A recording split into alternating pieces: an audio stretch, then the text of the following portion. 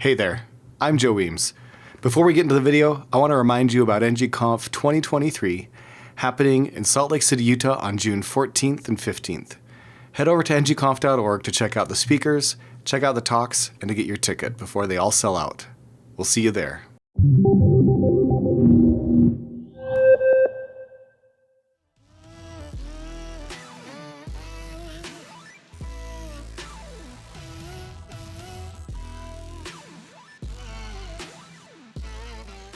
I'm not going to stand behind this thing because there's a step that I know I'm going to fall off of.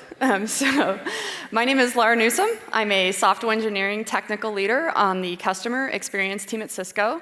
Cisco is a proud sponsor of ng-conf, and you should go meet my colleagues whenever you're on a break because they're amazing. And as Frosty said, I am a panelist on the Angular Plus show. We taped 2 live episodes last night that we'll be releasing as part of season 4. So definitely subscribe if you haven't already. And you can reach me on Twitter at Lara Newsom. The talk I have for you today is called The Telltale Code. I do have a link to my slide deck. Some of my slides get a little bit small, not too bad, but also so you can follow along. And at the end, I do have some helpful links to go into the topics further because I only have 20 minutes. So we are now entering a shame-free zone. My talk is a code smells talk. If you see code on the screen that you've written before or that your teammates have written or that maybe you're going to go write tomorrow, it's okay. I'm here to help everyone write better code because that's why we come to conferences, right? To learn and grow as developers and be a stronger team together. So I have identified 3 code smells that I'd like to talk about today. We've got functions inside Angular templates, optional chaining everything, and tightly coupled component logic. So to kick off functions in a template, the bottom line, they slow down app performance. This is what I'm talking about when I say functions in a template. We can see here on this image element, we've got the source attribute set to equal the return value of this get item URL function. Now this function is not a big function. It really just does some string concatenation, but so what's the big deal, right? Well, the big deal is that in Angular, by default, functions are not pure. So a pure function is a function that, when given the same inputs, will always produce the same outputs. So Angular can't trust your functions in the template, which means that every single change detection cycle, it's going to want to re-render that component, and Angular change detection runs a lot. This is a feature, not a bug, right? It's supposed to run a lot because we want performant, responsive apps for our users. So let's talk a little bit about Angular change detection. How does it work? Well, step 1, which is really kind of a pre-step, is that when Angular compiles all of your components, they're rendered into a set of instructions that include a list of inputs. Now, I'm not talking about the input at input. I'm talking about any time you're binding something to your template. So we've got string interpolation, we've got we've got square bracket binding, we've got structural directives. Anytime you're binding something in your template, that is something that has to be calculated, right, at runtime. And so the first step when a change detection cycle kicks off, Angular goes through and checks your component, and it does what's called dirty checking. So that's where it takes the new input values and it's comparing them against the old input values. If they do not match, Angular then goes in and will re-render that DOM node, right? The thing about this is if you've got a function in your template, it doesn't know if the output has changed or not, so it's going to do it every time. Now, memory is only allocated to the DOM nodes that change, right? Because we don't need to store off a bunch of, we actually don't need to render them if it passes dirty checking, right? If the inputs haven't changed. And so then, once these newly rendered DOM nodes are there, they get diffed against the actual DOM. And then they're replaced as needed. It's kind of like a patchwork quilt. This is called the incremental DOM. So this is a diagram I stole from Victor Savkin. And so this is the actual DOM right now. And then we've got one change detection cycle, no changes, nothing gets rendered to memory, or nothing gets, no DOM nodes get re-rendered, nothing gets updated to the actual DOM, same thing. Here in change detection cycle number 3, we see there is a change. It has rendered this DOM node, it's compared it to the actual DOM, and so moving forward, that's the new actual DOM, right? So, bottom line here, less re-rendered DOM nodes equals less memory used and faster DOM updates. That's what we want, right? So remember, since Angular functions are not pure by default, That means when you're putting functions in your template, you're basically saying, I know that Angular devised this change detection strategy, but I don't care, right? I'm just going to go ahead and check every DOM node, every component every single time anyway, right? So that's the problem. The other problem is that default Angular change detection runs constantly. I say default, there is on-push change detection. You should still not be using functions in the template if you're using on-push change detection. But what does trigger change detection? Well, browser events, event emitters, user events, observables completing, timeouts completing, all these things will trigger change detection for default change detection. And you might think, well, who cares if somebody clicks a button in my child component? I want it to run change detection, right? Well, the problem is that when change detection gets triggered, it runs from the top down, right? So it starts at the root of the app and goes down through every single child component, every single change detection cycle. Again, this is a feature, not a bug. But if you've got a whole bunch of components full of functions, you're re-rendering all those DOM nodes every single time and checking them against the actual DOM every single time. So what can we do about it? Well, we can use a pipe. We can use a setter. We could leverage RxJS to craft this required value, right? For this example, I'm going to show you how to use a pipe. Angular pipes should always be pure functions. I say should because you can make them impure. I don't personally know why you would want to do that, but you could. But let's say you didn't, and your pipe is a pure function. Then it means that Angular only has to check the inputs. So we're right back to that baked-in, really efficient change detection strategy, right? So here's how I'm going to do that for my function getItemURL. So I'm going to take the return value there, and I'm actually just going to put it in the transform method, or transform function of this pipe that I have generated using the Angular CLI. And then I just reference the selector, which is image URL, and I put it in my template like this. So now anytime change detection runs on this component, it's just going to check that pipe, and it's going to say, oh, item hasn't changed. I don't need to re-render this DOM node. Move on to the next, right? All right, code smell number 2, optional chaining everything. Now, don't get me wrong, optional chaining is awesome. I love it, but it can be easily abused. This is what I'm talking about when I say optional chaining. It's the Elvis operator, right? Question mark, dot. And it's a way to check to see if something is undefined, right? So why am I even calling this out? Well, it can add unnecessary code to the rendered files. It can create unreachable, untestable code, and it can disguise deeper issues. So I do want to point out, as of ES 2020, optional chaining is native in JavaScript. So once your app can target ES 2020 or above, that code bloat issue kind of becomes less of an issue. But we have to remember that new Angular apps are still targeting ES 2017, and that's because of browser support. So the browser is often many releases behind JavaScript. There's still several ES 2020 APIs that no browser supports. So since we're in the today times, let's look at the cost of optional chaining. So I put one chain in this code, right, just on the item price object. And when I compile out the TypeScript to JavaScript without an optional chain, the TypeScript and the JavaScript looks exactly the same. But when I compile it out after the optional chain, that JavaScript has a lot more characters, right? It's doing a lot more work. So this is also what you're going to see in your debugger. So optional chaining adds 1 character to the TypeScript, but adds 15 to the minified JavaScript. So imagine if you're just optional chaining everything because you think, why not? You can start to really bloat your bundle size. The other really important thing to me is that it can create unreachable, untestable code. My team has a code coverage metric that we have to meet to even be able to merge our branches to main.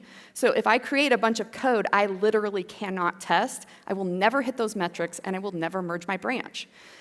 This is what I'm talking about when I say unreachable code. So here I've got an if statement that's checking to see if my item is undefined, or if it's truthy, right? And if it's truthy, then I'm going to go in and concatenate this string together. But I'm still checking to see if it's undefined. But there's literally no way for me to pass an undefined item into this if block. So that line of code is always unreachable. And a lot of the examples are a little more, could be a little trickier to sniff this out, but always check to see if what you're checking to see if undefined actually can be undefined, right? And one other aspect to this is a lot of optional chaining can also indicate deeper issues with type. So here's an interface where literally every single property is undefined.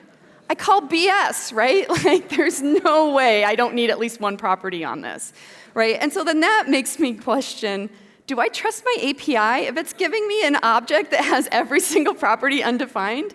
And then, like, do I understand what my data is supposed to look like? I mean, shouldn't cats have at least, like, an age, right?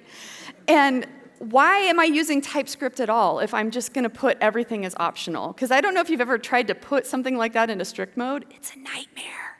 It's a total nightmare, right? It also, a lot of optional chaining everywhere can also indicate just a lack of understanding about what optional chaining how it actually works, right? So if I want to put an optional chain to determine if my details object here is undefined, because I want to drill into it to get that ID property, where does the chain go? Well, it does not go on product. It doesn't go on this, although I've found this in the wild. And then my favorite, my personal favorite is, I don't know, maybe it's here or here or here, right? Yeah, no, it actually goes right here, right? So the optional chain directly follows the object that could be undefined. So am I saying you can't use optional chaining? No, I'm absolutely not saying that, right? Optional chaining is awesome, it's a great feature, but it should be used when the valid state of the application dictates that the object or property could be null or undefined. All right, final code smell. Tightly coupled component code. This can create brittle, hard to refactor and maintain code. All right, so these are slides of code that I'll show you some slides of code that I could have actually written at some point in my life, right? So what is tightly coupled code? It's void functions that mutate component properties. It's managing all of your state and component properties, doing subscriptions inside components, right? All of these things can make your code really hard to refactor, right? I don't know if you've ever opened up a 3,000-line component and tried to figure out what's happening here, and then you realize that, like, you've got a component property that's getting redeclared and cloned and then moved over here, and then it gets mutated here, oh, but also here, and then here again, and why is this getting called again? And then this is actually how you end up with these 3,000-line components, right? Because you just keep adding and adding and adding. So let's consider this very simple table. It has a data source, and it has you can sort the data by columns, right? And I wrote this many years ago, right? And I was like, I'm just going to manage all this state and these component properties. It's already got 9 component properties, and I can already tell you a lot of these I don't need, right? So it's also managing these state manually. We've got it being managed in the lifecycle hooks. We've got it being managed in functions, right? So that gets hard. And why is that hard? It's because humans forget, right? Like, I may not remember that I had to toggle my loading property in this function to truth and then falsy, and then, and it gets harder and harder to maintain over time. If you you get a bug ticket in and you fix the bug, and then you reintroduce like 3 other bugs, right? And this is not a good developer experience. Do you ever wonder how we end up with 3,000-line components? Let me introduce you to select all. I found this guy in the wild, right? This is a 40-line function. It does things like, let's see, we've got selected IDs getting set to an empty array, exclude IDs, edit new IDs, selected IDs, edit. I'm not really sure what all these do. And then it goes through and like for eaches over some of these. It maps through them. It does some splicing. It's setting things true and then false. It's confusing, right? So what can we do about this? Well, the first thing we can do, because I acknowledge that if this is how your code base looks today, it's hard. It's hard to do this refactoring. The first thing you can do is start to eliminate unneeded component properties. So let's talk a little bit about derived state, right? So I've got an isLoading property and a total cats property. And if you look in here, total cats is just the length of the data source, okay? And loading gets set to false when data source gets set, right? So in my template, I'm using that to decide what to show, but really, this is all I need to do, right? If there's a data source, it's not loading anymore.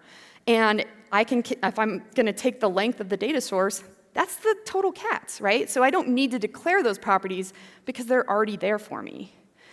And then we've got our void functions that mutate component properties, which means they are stuck in the component, right? This requires a lot more effort to refactor. It's really easy to miss what's happening inside these void functions, right? Because if you're trying to follow this chain and you're like, okay, this got called and now I got to go down here and then up here and then, and it's always like 3,000 lines away from each other and it gets really hard. It's easy to miss those mutations and it's really easy to introduce bugs. This is also how we end up with duplicated code. I don't know if I've had code bases where the exact same method is in every single component, right? It does the exact same thing, but it can't get moved out because it's using the component properties inside that component. So let's talk about what we can do about that. We're going to work on it a little bit. So this is a relatively simple example. It's a void function that is going to set some request parameters, and it's going to use the sort by component property to set them, right? Well, there's really no reason we can't pass that sort by value into the function and return the parameters out. So now I've got a function that I can actually move into a service, and I can share it between all of the components that are already doing this, right? So I'm no longer having to share that function. I'm no longer having to figure out where all this stuff is happening. All right, final one, subscriptions in the components. Open subscriptions will remain open after you destroy the component unless you manage that, unless you are manually unsubscribing, right? That equals memory leaks. This is not good for performance. So you can see here in my tightly coupled component, I've got my build table function, and I'm directly subscribing to it. Now I could go in and add I can follow this take until pattern. This is a great pattern. If you have to subscribe in your functions or in your components, this take until pattern is good. I have links at the end of the talk that you can follow if you don't know this pattern. But what this will do is that when the component destroys, it will make sure to take down any of the subscriptions that are still alive in memory, right? But the problem with this is that this build table function gets called every single time somebody sorts a column, right? So every single time somebody sorts a column, we're going to start a brand new subscription. So if I console log out the cat service and I look at the observers on that, I've got 7 open subscriptions from from sorting 7 times, right? So you can imagine if this is a long-lived component, that's going to start to build up and up and up and up. And if you aren't unsubscribing and you come back, you're going to have this happen. It's going to get bigger and bigger and bigger, and you have a much slower and slower app. So we're going to use the async pipe instead. But in order to do that, we're going to need to get our data into a stream. So when I say async pipe, this is what I want my component to end up looking like. I've created a data source stream, and I'm async piping it. I'm aliasing it as VM for view model, right? So that as VM is the alias. Then I can reference that later in the template to get the error message and to get my data source off of it. I say insert reactive programming here. This is not a small topic, right? It's huge. RxJS, reactive programming. It's not something I can explain in the 2 minutes I have left. But you're in the right place, right?